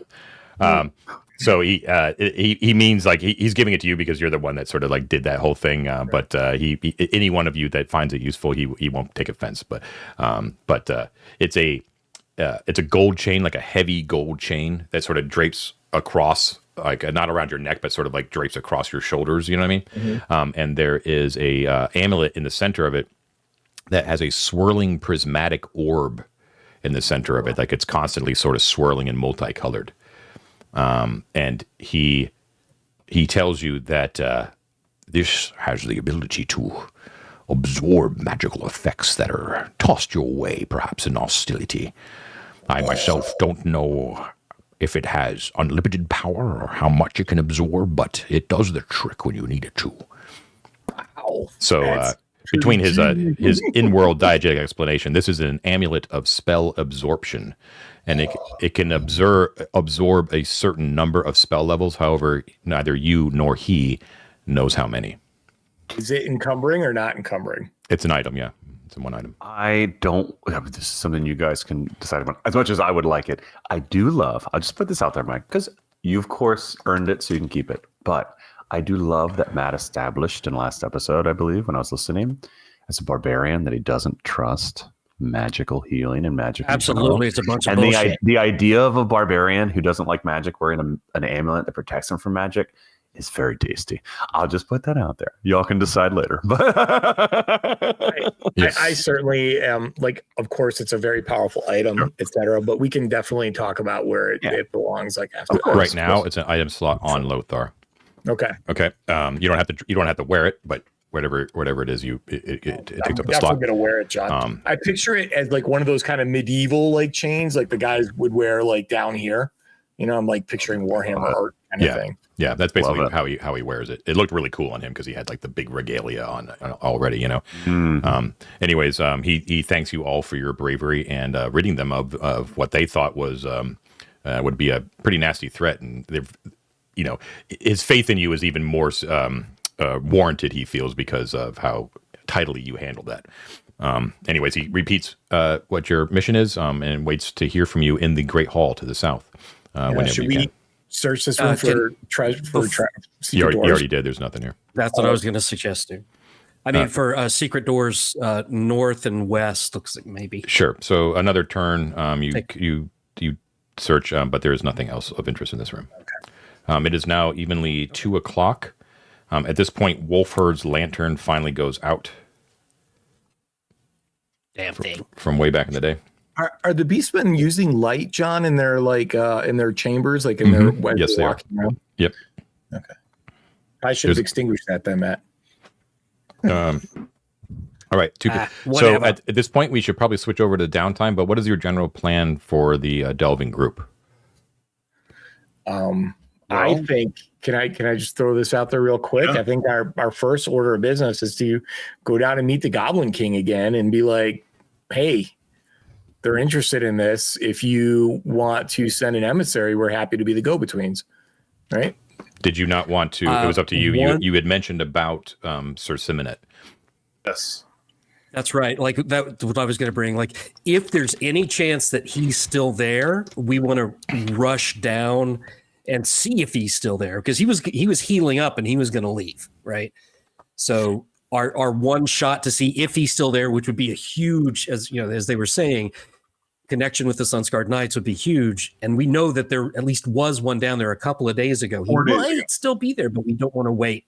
We last saw him on the 3rd of Jelenios. And it's like 4 days ago. Right. Yeah. Right. But I mean, the shorter the time, the more likely. And there seems to be very little risk if you traverse that gargoyle room quickly. The fear creature is, we locked him in a hallway. Yeah. We can just kind of book it down there, and it wouldn't take very long at all to get to his, or at least the place where he was. Oh my goodness! Whoever keeps doing that, I didn't do it. I think it might be a thing with your tablet, Ted. But yeah, it is the tablet. I know what's doing it, and that one was me. You just have to recalibrate. I think. I agree with Matt. I think it is good to wrap things that are nearby, and I think the time to do so is very minimal. Whereas going to the Goblin King will take more time. I don't think the Goblin King, in other words, is going to be impatient with us doing this in between, and it will buy us even more goodwill. Right. So that if we go to the Goblin King and we say, not to be redundant with what's other been said, but like that we've already accomplished this, we've already increased the barter, right? Like of that piece. I agree with that. Let's go look. Let's do it. Okay. So I'll ask you this: with the last 20 minutes we have, I don't want to force your actions. Would you rather continue delving towards Sir Simonet, or do you want to go and figure out some stuff back at the debouche? Let's do Simonet right now. We got 20 minutes, guys. Let's knock it. Yeah, I think we could. I think we could do Simonet. Like the time pressure that I'm worried about is the in-game time pressure of like the 24-hour cycle. It seems like there's time to run down there and do this because it's still in the afternoon, right? Yeah. So if there's time, it seems to run down there and run back, then I'm in for it. Isn't raising Lyda like a downtime activity? So do we actually have to worry about the clock for that? Because Avarisos is going to do that regardless if we're there. Yeah, but right. Well, I was kind of hoping that Mort would be there, but we kind of want to roll for it and stuff. All right. Well, so we just need to make sure that the Beastmen will allow us to go through their grand hall kind of area, and if we explain why. Okay, right? so if you tell them that you're planning on, you think you have a lead on a Sunscarred Knight, that's basically what you're going to kind of tell them, right? Right. In the direction of them, though. So Count Skleros will tell you, if he says, I find that very hard to believe, but I have no reason to question you. I will tell you that if you decide to move into and through the Great Hall, as you're already well aware, there are some pretty temperamental gargoyles in that room. But they don't tend to respond very quickly. You have to spend a certain amount of time in there before they start to get annoyed. So if you move through with purpose and quickly, you will find it not very dangerous. All of my men here are under orders to not dilly-dally in the great room, in the great hall. That said, if that is the direction you wish to go to, as is towards the west, we would also offer that if your destination is somewhere to the south, that I could also provide escort into our compound with access via that way as well. Yeah, although it will take more time. It is likely that should we enter the compound, that we may have to visit Mother. I think we should. I think the better part of valor is to, as much as I want an escort, I think we should move expeditiously. Mm. And it may be best for us, especially given what you've just told us about the gargoyles. If we have to talk to Mother, we might be embroiled in conflict with them on our return from her. Do you guys agree? Yeah, and we should just make it real clear to them that the Sunscarred Knight that we saw was like 4 or 5 days ago kind of thing, so that he shouldn't like get his hopes up if we, Yes. have a big fail. I expect nothing. It's just a pie in the sky dream. Okay. The only other thing I'll say, John, I'm not going to move it over right now, but Sam has an abundance of inventory slots and Upior is a 90. I'm going to shift a bunch of shit to Sam, so I'm at 120 with both of them. Does that make sense? Yep, got it. Just so you know. Okay. I'm at 90, just so you know. I'm at All 90. right. He says it's an open invitation, but do as you will. Please be on your guard. So he says, my men don't venture west of the doors. I guess he would provide you escort. Like he calls 2 of his men, and so with Count Skleros and 2 of the beastmen, you commando style. You do the markings on underneath your eyes and put your gear up and all that sort of stuff, and you head south. Light. What are you doing for light? Don't we have? I've got one more thing of oil on my lantern. I got this. Upior's with us now, though. He's got a lantern. I have a bullseye lantern that I put oil in. I don't know how many turns. I'm going to say like 6 turns. I'm going to say 6. Yeah. Okay. So it'll have 18 left. I'll be light. The main thing is we got to figure out who's going to be the dummy for fear to draw it away from us as the rest of the group. Because if 9 of us get feared, No, because here's the cool thing about it. We figured out last time that if we just skirt the edge of the circle, we don't trigger it. Oh, okay, cool. It was only because we had already triggered it and that fear monster was there that we had to do the whole like weird like. Cool. Yeah, that was the episode I missed. Okay, awesome. Well, let's proceed. We only have 15 minutes. Let's go, guys. Okay, so you got Upior's lantern. You are led by Count Skleros and the Beastmen, and they take you south down that corridor and into that large rectangular oblong chamber, which at the eastern end are those doors. The last time that some of the members of the party were coming through here, you're being shot at by beastmen with arrows, and you use your shield wall to avoid that. And you can indeed hear and see through those arrow slits that there are beastmen watching you, and they kind of give like a salute to the count as you kind of move by, and you can see that in the count's presence, those beastmen guards are like very like rigid and like at attention and very professional. And you move through into the Great Hall itself. The hall is massive. Again, let's not forget that the scope of the Great Hall is enormous. When Darius climbed up there and he put his hands on that ridge where the gargoyle was, he was without light, don't forget, right? And that light could not reach the upper. You never saw the upper chambers. Or like what's up above there. It just goes off and off into dark. So you haven't seen anything that massively high yet. That's why it's called the Great Hall, right? Was Darius that pacifist that came with us for a while? Or this is also where you met Upior. Hated killing things, that guy. Upior came out of this room. I'm getting trauma coming back. Oh no! Don't forget too that there are these very strange the bells of the horns that kind of come out in the western wall. And I can't remember if I told you or not, because I was reading the description. I was like, I think I may have missed this. There is a just south of the main entrance room. Let's see. Yeah, right near that horns, there's actually a magic mouth. Does that ring a bell to any of you guys? No. Yeah, and you would trigger it when you kind of come through the double doors. So it's right to the north of double doors. So it's like to the left of you as you move through the double doors.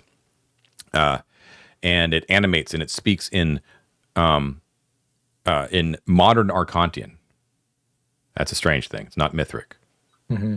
And it says, the path of Lord Priscus is the path to enlightenment and fulfillment. The eyes will tell you the way. Oh, that does kind of sound familiar, maybe. That does sound familiar. I think Maybe we did hear that somewhere else, though. Okay. Anyways, those are right near those bells, the bells of those horns that are sticking out of the wall.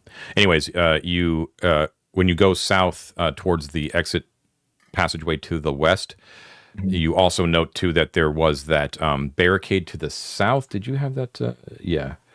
So that is a barricade, but that was another point that I think I may have not described correctly. So it is a barricade, but it is different than the very, very solid fortifications that the beastmen have put up on the eastern passageways. Does that make sense? Okay, all right. Yeah, so it's a the barricade is like roughly wooden, and it has a goblin skull that is lying on top of it. They might want to clean that up pass through. Yeah. As we pass through, John, can we just point over there? What's back in there? What do you keep back there? There's a corridor down there that leads to a staircase, leads upwards to the upper reaches of the Great Hall. We don't go up there though. Is it dangerous? Interesting. Yeah, we've encountered some nasty things up there. Baboons, for one thing, seem to be patrolling up there. We got a thing with those dudes. All right, let's keep going, guys. So he makes his departures there, and he goes through the middle barricade of the eastern wall there, okay, and departs. But he wishes you well, and he'll meet you here again whenever you have more word. And you move into the western corridor, and there is that door to the west. Let's do it. Okay, everyone needs to hug the southern wall, the eastern wall, and then the southern wall, and don't cross the barrier.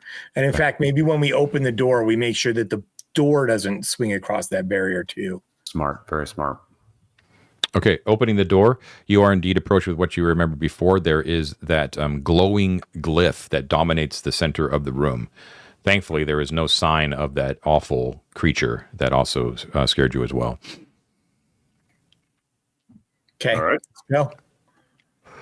All right, which way? South. South, you said?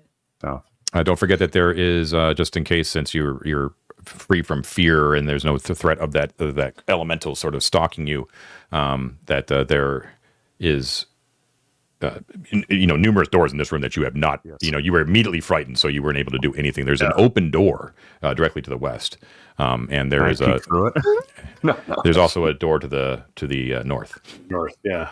I suspect one of them bridges to the Beastman barrack we were just at. But the goblins also told us not to go through the northern door or something like that, or it was locked or something. That was the northern but they door also, out of the goblin camp. Oh, right. Okay. Yeah, that was where the Setite undead, I believe, are. But the northern door from here and the John, can I just peek an eye through the 13 minutes. Okay, never mind. Let's go. Let's head south. There you go. I wasn't more to tantalize you. I just wanted to point out areas that you hadn't explored. I do think, guys, it's worth a turn to listen at that hallway where we trap the fear monster to see if we hear anything in there. Yeah, I like that. I'm curious about whether or not it dissipated after a while. Okay, let's do So moving south, you enter that chamber that had that still has the fountain along the eastern wall. No, we took the fountain. We took the fountain, but the fountain's basin is still there. You took the spigot, the fish spigot, but the basin is still there. Basin is still there. Mm-hmm. Okay.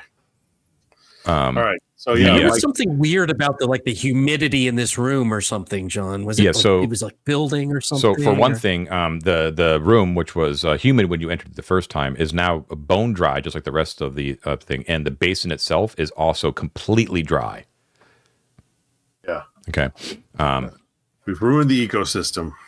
You have a bunch of lumbering fools. It's made up of the stuff that's in those little packets that you're not supposed to eat. Did you go into that room to the west? I can't remember if you did. Yeah. No, we wanted to listen to the door. Yeah, so at the main door, the actual, the door to the west, you listen. Let's see, it's going to take a turn to get down to that spot and then a turn to listen. You do not hear anything beyond that door. All right. Interesting. All right. We move cautiously. Now you have the secret door that actually connects. Yes, I assume that's where you're going. Go. Okay. So you open the secret door. There's that small little corridor that goes through another secret door, entering into that large oblong chamber. the secret door that enters into this chamber used to be covered by plaster, but now it's been broken away, and that kind of was hiding it. And you enter into what was this antechamber at one point. Wooden furniture smashed into sticks. Painted plaster has been ripped from the walls and piled in a mound. And there are two goblin corpses that lie in a heap on the southern wall, stinking. They're badly burned and scorched. Little bastards. You had assumed at the time that they may have been victims of Sir Simonet and his extremely nasty-looking lance.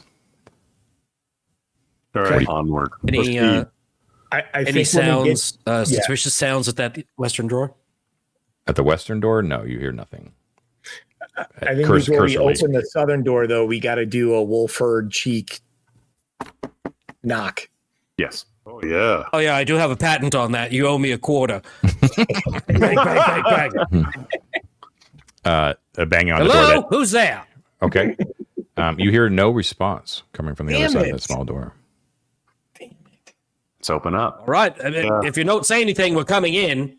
We're nice, though. Don't worry about it. Silence. Yeah, let's go in.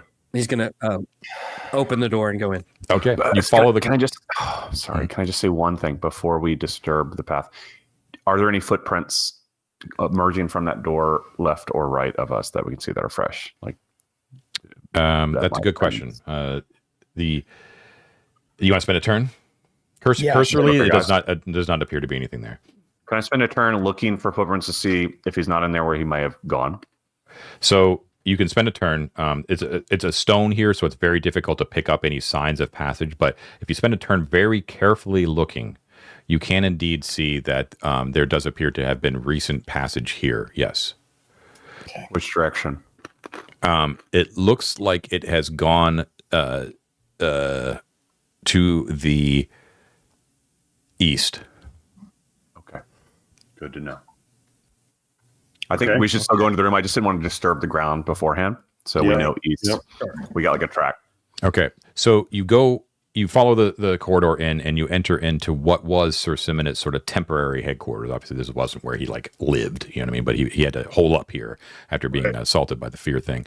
And it looks like most of it has been cleaned up nicely, but is still there. So the settee is still there, the 4-poster bed, 2 tables, the desk.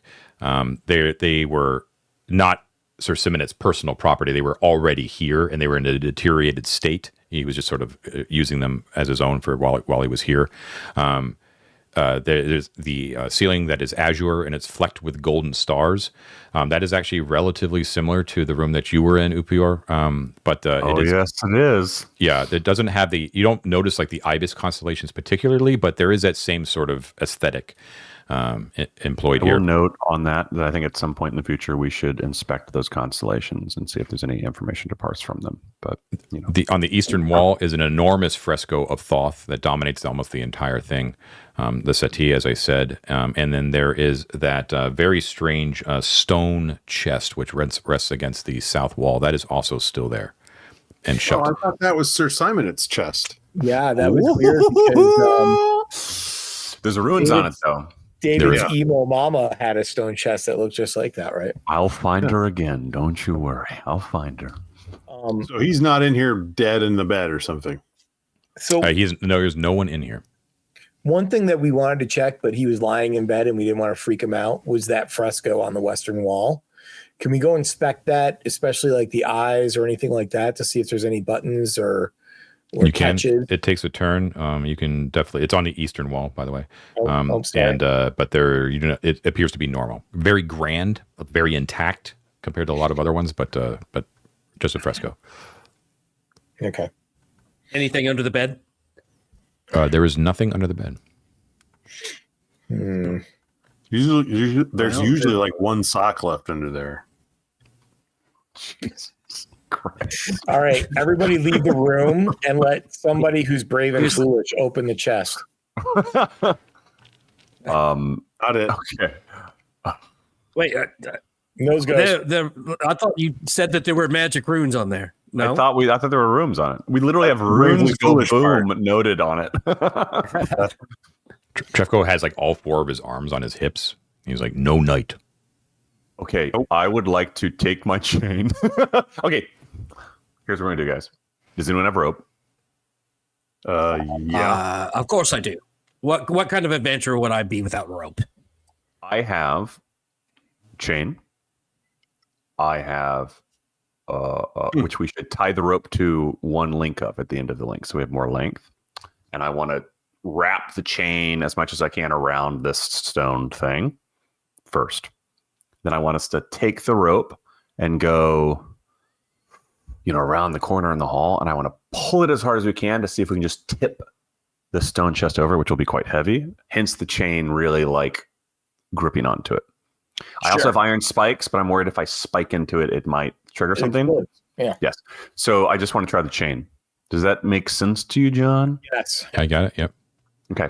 So let's do try that. Why don't we do this just in case there's like fire or something that shoots out? Let's take that bed and use it as kind of like a barrier between that in front of the hallway. So your chain can still go through it, but if it blows up, it's not going to blow down the hallway. I do think we should try. I agree, but I do think we should try in that for that reason to be around the corner is what I'm saying, like here. So I don't want to be. I don't want to be in this section of the hallway. If you see my indication, I want to be up towards the door. Yeah. Hence the rope length. I would like to make a point that we should just have Trefko pull it because then there's no. Well, yes, of course. I know. But that's what I like to do. All right. Okay. So you, so you wrap the chain around. You all gonna get back. Who's pulling the chain? Trefko. Trefko, of course. Trefko. He's actually From pulling all the way back. Yeah. He's actually pulling a rope that's tied to the chain. Got it. Yeah, I understand. The rigging all that up is going to take a turn. And then you tell Trefko to heave ho as you kind of all stand back in the corridor. You can see that he like his muscles bulge as he's is like, oh, then he pulls as hard as he can, and he suddenly like lurches back and uses 2 of his arms to sort of brace himself along either side of the corridor. You know what I mean? But two of the other arms are holding the chain, and he lurches back, and you can hear from beyond the room a huge like boom, like a huge explosion, and you can actually see like a blinding light, like a purple light, just boom. And then you could hear the tinkling of coins, like ting, ting, ting, ting, ting, ting, ting, ting, like all over the place. Well, we may have destroyed a relic, but and there's like, well, you blew up the money. There's like wisps of smoke just sort of like wisp into the corridor, into the western corridor. If we did destroy everything in that chest, will you tell us what we destroyed after we blew to John? In that chest was the only magical blunt weapon in all of Arden Vul. Trefko like smiles like a big like teethy smile, and he's like, "That was fun." Upior again, just trying to really make friends with the other big boy, and yet again, it's going to go. Yes, we should, but I'm just going to say, I knew only you could do that, Trefko. Only me strong. Yeah. Good job, Trefko. So you go into the room. Yeah. Okay. So the room is a smoking ruin, basically. Like all of the furniture, which is already deteriorating, is just like completely obliterated. There's just like splinters everywhere, and coating the floor is just a ton of shining coin, like all over the place. When you kind of pick up one, you are pleased to see, although it's going to take you a while to collect it all, that all of the coins are silver, but they're ancient Arcantian silver. And there's a lot of them. There also appears to be pieces of what once, when you kind of look at it, was probably a very nice necklace that was made out of platinum and jade. There are shards of that remaining, but it will be worth much less than it was as a whole piece of jewelry. There are the remnants and crushed remnants of what appear to have been 2 heavy silver goblets, which are also much less worse than what they were when they were resting safely inside of a chest. And unfortunately, you see that there are the charred remains of 3 leather scroll cases. That's a lot of scrolls I just lost. It's fine. No, David, those are the only clerical scrolls in all of our. Those are the divine scrolls. Do you want me to tell you if that was the case or not? Yeah, Yes, can we know what they are? It's fun. Do you want to know? Tell us, John. Yes, please. They were cleric scrolls. Yes. Oh no! I'm sorry, boys. Literally the first ones found in the entire campaign. Oh my god! Well, John, can I put ask your mind at another ease. You didn't question? really find them. so- Years. Yeah, Years. yeah. John, can I ask? Years. What looking. spells were on them, John? What spells? Yeah, what spells? They were invisibility undead, hold person, locate object, cure serious wounds, and neutralize poison, insect plague, cloud burst, and raise dead. Oh my god.